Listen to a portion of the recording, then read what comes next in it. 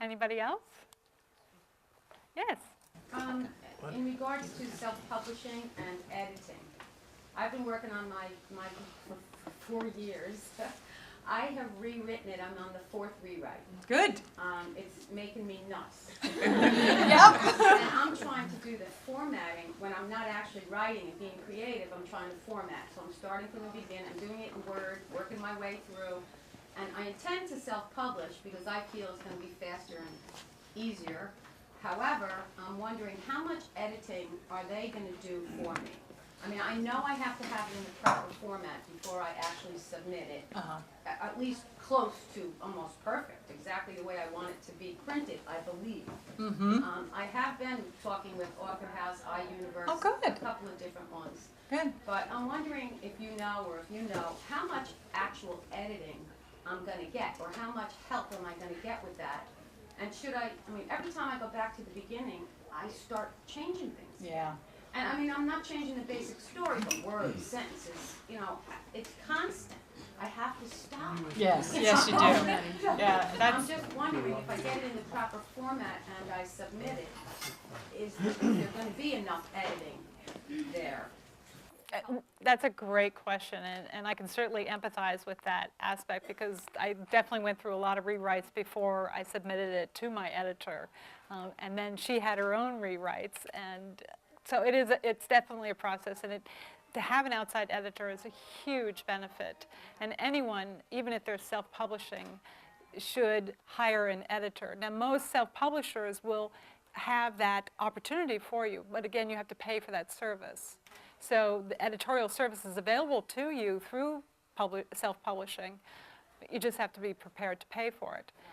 In order to be published in a traditional house, most publishing houses will require that you are represented by an agent. And so then you submit your work to an agent, and today, they're even doing editing. And they're doing publicity. So the world has changed a little bit in the publishing arena. People are wearing a lot more hats than they used to because the competition is really stiff. And even with 300,000 books being published annually, you still have to have a good product. And that's what it starts with. You have to assume that your book is worth publishing and then build from there. But definitely get an outside editor. You have to kind of put the brakes on and say, okay, this is enough. I can't do any more. Yeah. If you feel like it's gotten to that point. I totally agree with you about the editor. If anyone thinks that they don't need an editor, please reconsider. Because I was at a book party about 3 weeks ago, and this woman was telling me how she published this book. She did it through iUniverse. She goes, but I didn't need an editor because I'm a teacher. I didn't need an editor. She gave me her business card, and I said, okay, maybe she didn't. So I went to her website, and do you know that if she created her own website, the word received is spelled wrong right away. Yeah, and that happens. Yeah, and it just totally, I was like, yes, you need this. It doesn't mean you're a bad writer. It means No. your eyes just didn't catch it. That's right. And we all need an editor. And my editor is in the room tonight, the one who actually helped me before I could submit it to the publisher. It's my brother-in-law, Dick Barrett, back there. Thank you, Dick. He was amazing, and he did a lot of quick turnarounds and had a lot of great questions for me, but it really helped just to have another set of eyes. As Carol was saying, after a while, you just sort of glaze over things. You can't possibly see it. You've read it so many times. I even get to the point where I think, well, I've already said that, I've already read that, and in reality, I didn't.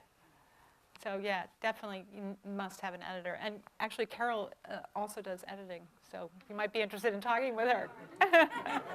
All right, we should start passing out cards here.